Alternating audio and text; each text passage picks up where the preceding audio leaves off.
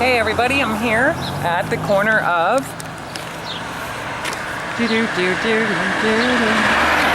Fairground Road and where's it at? How do you pronounce that? Turbine? Turbine? How do you pronounce it? Hold on a minute. Okay. Road. And here's the thing, I don't remember exactly if I came from this way and turn right, or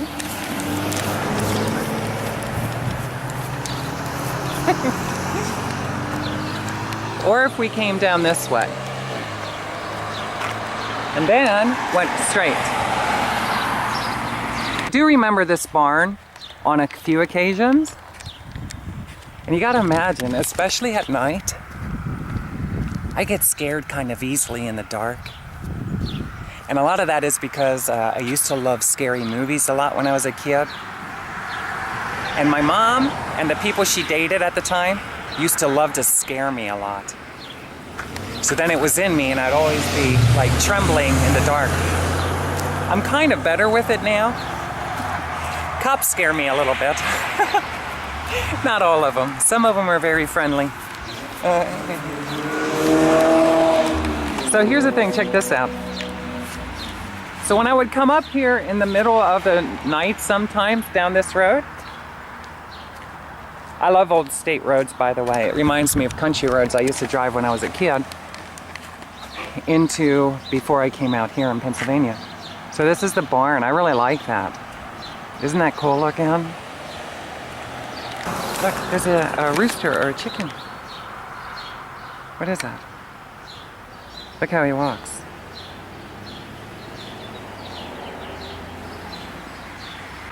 That's going to be in one of my music videos. I wonder what its name was. Okay, and we got to go back this way.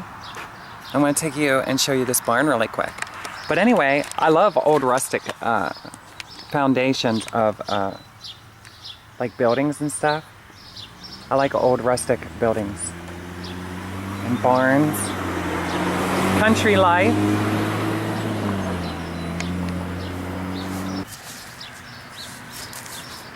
So it looks like there was an American flag put on there. See that?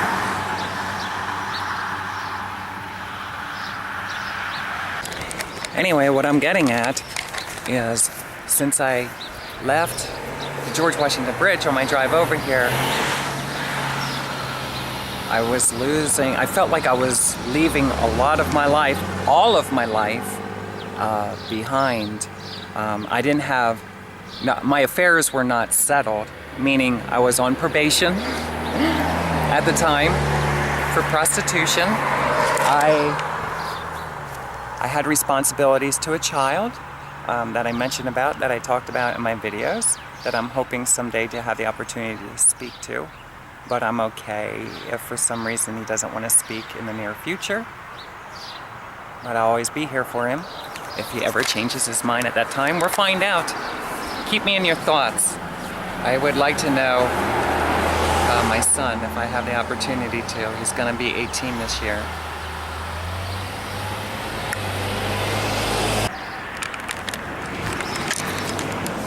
So as I came up here, I'm thinking I went down this way, made a right. That's where we're going now, to the first house I, for the most part, lived. I stayed for a season of time. It was in the process of getting ready to be prepared to be sold. Stepping into the unknown. It's extremely dark out here. I'm traumatized. I'm kind of missing home. I'm concerned about financial affairs as well as my affairs back in Pennsylvania. I'm hurting inside because of the people that didn't approve of my transitional steps that I was taking. I needed a community of friends and relationships that I didn't have at the time, and it was hard for me to acknowledge and see what I was coming into with the right mindset could have been the most beautiful transition in my whole life that was not just of a physical, meaning of my body, but in my whole life in general. Meaning I had the opportunity, a golden opportunity to start life in Dayton, Ohio, or in the outskirts thereof. So here we go down to the new home. Hopefully I don't upset with anybody when showing this. I just want to quick show it, and then I'm going to go somewhere that I can actually talk about a lot of the things I experienced while living in that home, or staying at that home, in 2009, February. Just before Valentine's Day. Right. Okay, we are now driving down the road. Getting ready to turn left on dun, dun, dun, Deer Hollow. Now, I was warned to be very, very careful of the hill right here. So if you ever come up this way, be careful.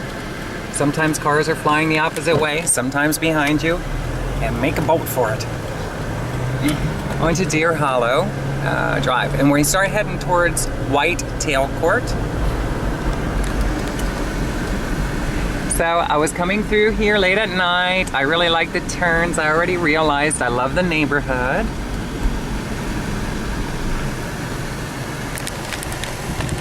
Oops. Look at some of the beautiful houses as I'm going through in the landscape. It was my idea for the person that I started to become inside. I feel very classy.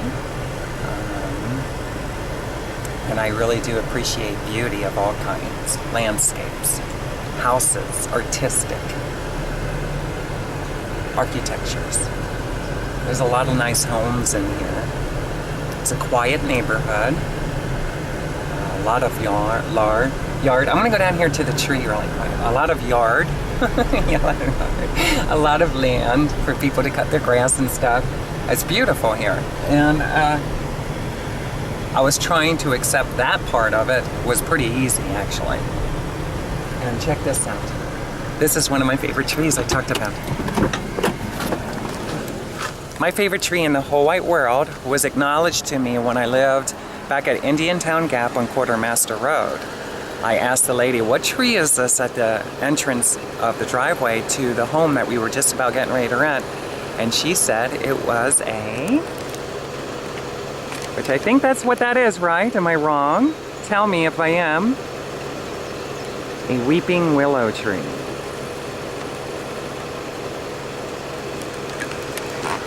I think they are absolutely gorgeous. I never knew what a weeping willow tree was, but I remember seeing the trees throughout my life, and they were just a lot different from the other trees that were pretty standard and typical in the life that I lived. So when I saw the weeping willow tree, I fell madly in love with it. It was uniquely different to me. Maybe you grew up around a lot of weeping willow trees and you don't care for them too much. What do you think? They're pretty, aren't they? So that may come from my best friend, who was my girlfriend in my younger years. She used to style hair like some of the rock stars. We won't mention any names. But it was kind of like a waterfall effect. So it's not so much the hairstyle, so much as if you kind of separate just the fact that the design of whether it's hair or if it's a material or if it's a drawing, the waterfall, what I call the waterfall effect, kind of presents itself in a weeping willow tree. I love the way it kind of arches down like that. I think it's absolutely gorgeous. My favorite tree in the whole wide world. At least to this date. Maybe someday you'll show me something different that I love. And we back up. Whoa!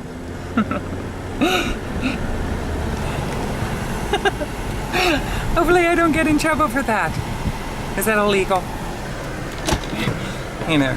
And so here we go. We turn right on to, get this,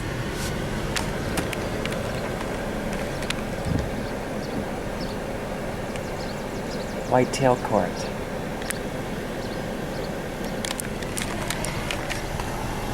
Whitetail Court? Yep. And I always liked looking over here at this house here. I don't want to shine in the windows or anything, but here's the house that I came to stay in. I have some pictures on my Flickr account, and this house was designed by the person I started to call my daddy, who adopted me in. Right there. The first room was his office, and there's bedrooms more and towards the back. And as we go up, I don't upset anybody. Right here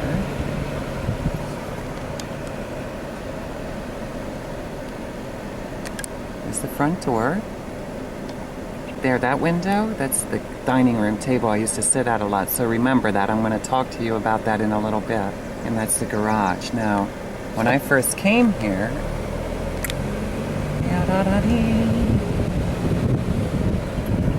that's the driveway I drove up. And if I'm not mistaken, I pulled more to the right. And then if the garage door was open and he pulled inside there, then I walked inside more to the left. Contractors were. And then there was a 2-car garage, which was all one pretty much. I wish I could take you inside and show it. I never did capture video, but there is pictures. That's where, you know, I took my picture of myself in my blue panties and my brown skirt. It's an absolutely gorgeous house. And guess what? That house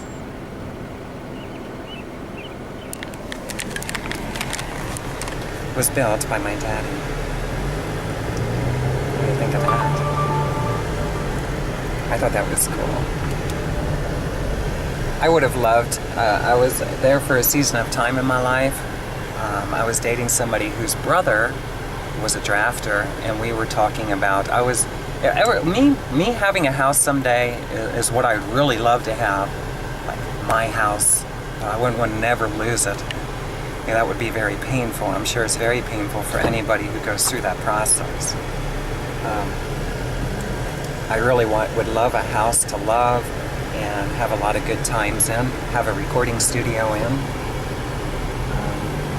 And something, because I'm hoping to tour someday, you know, once I get my life together a little bit better and more detail-oriented about what it is that I have for needs.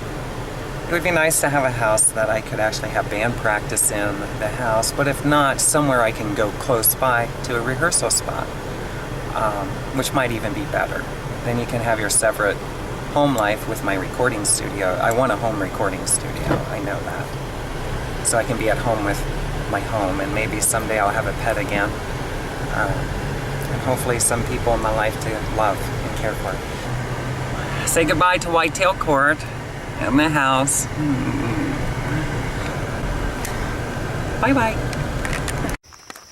Okay, I am over here at the place where I recorded Washing Me Clean, which is the song that I wrote for a couple in the LGBT community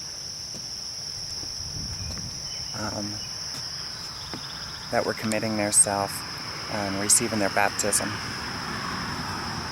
And they had asked me if I would write a song for them for the occasion. Or they asked me if I would sing a song for the occasion. And I said, only if you let me write a song for the occasion. And that's how Washing Me Clean came about. Unfortunately, before they headed down and out of the state of Ohio, I finally had it recorded, did the video here, and I didn't get to forward the MP3 or the CD until recently when I got in communications with them. If you see it, this is the place. I love you guys. Now, some of the stuff that I talk about here is going to be highly sensitive, maybe to the viewer. I want you to know that this is not always the easiest thing for a lot of people to do. I do not want to hurt anybody. I do not want to piss off anyone, make anyone mad. I do not want to create enemies out of this, but I gotta be honest, since I came out here, I have shown time and time again that I really truly have a good heart. And I mean well in everything I do. And if our school system would have taught me the importance of personal identity and explained to me more in depth about sexuality's truths, and my mom would have invested a great deal of time with me psychologically, or anybody that knew me as a child growing up would have invested in that, know that a lot of the things I'm going through today wouldn't have had to come about the way that they did. With that being said, I'm a stranger in a strange land. I came down here a few times to call my sister on the phone, people from Pennsylvania, girlfriends that I was in conversations with over the years, explaining to them how nervous I was about being out here and all of my pains and woes and struggles. I am going to look for a place that I can actually kind of hang out in the shade when I speak. And because a lot of things happened in that house or at that house, there were times that I was there, I left, packed up and left with what little bit I had, and came back again in 2010. So let's get down here a little bit and get into some of the shade. And then I got my notebook. I'm going to try to be the very best that I can be at this, taking everybody's thoughts in consideration, feelings into consideration. But know this, I'm doing this for me, and I know when you do things for yourself, it seems that no matter how nice you try to be about it and how careful you are with words, it seems that you always piss off somebody. If you're one of those people, all I can say is I'm sorry, and if you don't like it, don't watch it. Go to somebody else's YouTube channel. There's a bee on my camera. Okay, I'll check back here soon.